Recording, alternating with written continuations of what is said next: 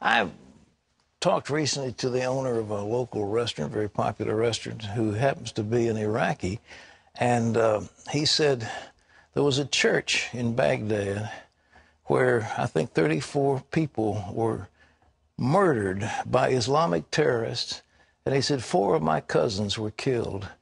And he says those people said, we're first here. We came to this country earlier. They were known as the Syrians, and the Christians were there first, way before Islam. And they said, we haven't done anything to hurt these people. We just want to live in peace. Why do they do this to us? Well, since the fall of Saddam Hussein, Iraqi Christians have faced severe persecution. Thousands have fled the country. If this trend continues, some of the oldest Christian cultures could be eradicated.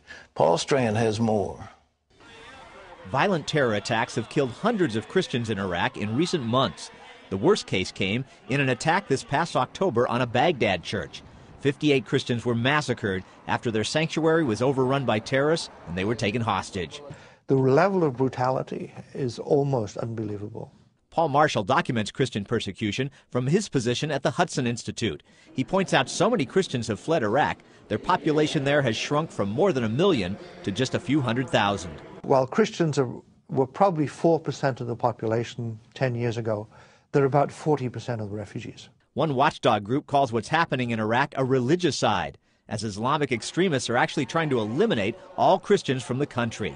This could soon wipe out some of the Earth's oldest Christian cultures, and the last where Jesus' language of Aramaic is still spoken. In the new novel, St. Peter's Bones, Newsmax contributing editor Ken Timmerman focuses on the horrors these Iraqi Christians face. The editor of Jihad Watch calls it a wildly inventive and highly gripping thriller. Well, joining us now from our Washington studio is Ken Timmerman. He's an expert on the Middle East, the author of a book called St. Peter's Bones. And Ken, in St. Peter's Bones is fiction, but it's based on the real struggle of Christians in Iraq. Who are these believers? How long have they been in Iraq? Pat, it is based on many trips that I've made to northern Iraq and to Jordan and to Lebanon to be with Iraqi Christians, both those who have been displaced from their homes in Baghdad and places like that, and those who have been driven out of the country and today are living in exile. You know, I found during my reporting trips for Newsmax that I could tell stories of what was going on the ground, but it didn't convey enough of the reality. That's why I wanted to write St. Peter's Bones. It is a novel. It's narrated by an Iraqi Christian interpreter who's working for U.S. Special Forces in Iraq, so it's a war novel. It's got something of a thriller plot. We have to find out where St. Peter's Bones may or may not be located. But my real intent in writing this book is to help ordinary Christians here in this country to feel in their gut what it's like to live as a Christian in the middle of jihadi Muslims who want to kill you. Ken, why are they being persecuted? The American press doesn't seem to understand. That's right. There's not a great deal of understanding here in this country what's going on. We can go to church on Sunday and we worry about prayer in school, but in Iraq, you can be arrested for praying at home. The persecution is being carried out not by the state, but it's being carried out by jihadi Muslims groups. Recently in Baghdad, however, the police who are working for Prime Minister al-Maliki have been breaking and entering into Christian homes and into Christian businesses, telling Christians they have to leave Iraq because, quote, this is a Muslim land. That, I think, is a harbinger of far worse things to come. You mentioned that some have called this a religicide.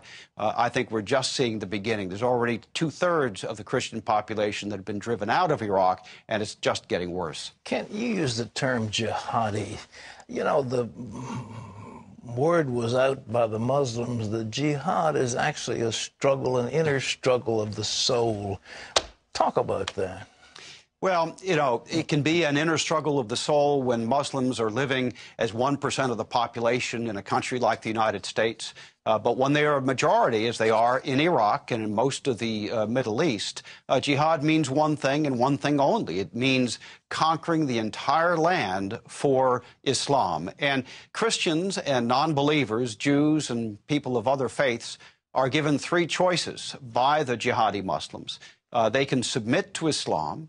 They can pay the jizya, which is a kind of protection tax, which was instituted at the beginning of the Islamic Caliphate, or they will be killed. And more recently in Iraq, we've seen actually the abolition of the jizya. They're no longer interested in getting this protection tax from the Christians, so they're basically putting just two choices. You can convert to Islam or die. We're thinking about the other Christians in other parts of the world, too. This Muslim Brotherhood is sort of presenting itself as a moderate group, but they're anything but moderate. What would happen if they take over in Egypt? Well, the Muslim Brotherhood, as you mentioned earlier this morning, Pat, the Muslim Brotherhood spawned Osama bin Laden. They spawned al-Qaeda. They spawned the Egyptian Islamic Jihad group that murdered President Anwar Sadat because he had signed a peace treaty with Israel. If the Muslim Brotherhood takes over in Egypt, God forbid what will happen to the Coptic Christians and others living there. Clearly, the Muslim Brotherhood is seeking power. They are the best organized group, and I think your comparison to the Bolsheviks was absolutely on point, Pat. What happens when revolutions occur is that you have this tremendous popular upsurge, as you did in Russia in 1979, in 1917, excuse me, and in Iran in 1979, and then it's the best organized group that takes over. In Egypt today, that is the Muslim Brotherhood. My friend Frank Wolf, Congressman Wolf, I talked to on the phone yesterday. He has introduced legislation which would involve a special envoy to persecuted minorities. It's called House H.R. 440. Are you familiar with that legislation? I am, Pat, and we discussed that about 2 weeks ago on the Hill in a hearing. It's an interesting idea. Mr. Wolf would like to hold the State Department accountable. There's already an ambassador for religious freedom, but the Obama administration has appointed somebody who doesn't really care about religious freedom worldwide.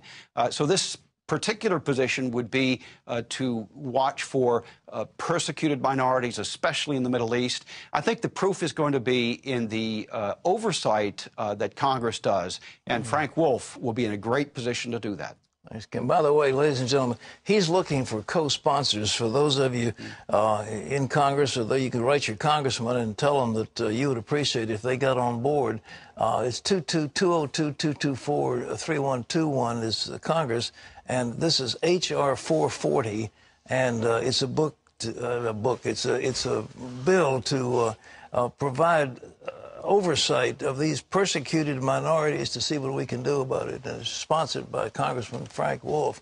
Well, Ken Timmerman's book, fascinating fiction, called St. Peter's Bones. And this book is available wherever books are sold. Have you had good success with it so far, Ken? It's been doing pretty well. It's easiest to get it online from Amazon or from my website, which is kentimmerman.com. But again, it's my effort to allow ordinary Americans to feel what it's like to be a persecuted Christian in Iraq, where people really are being murdered because they are followers of Jesus.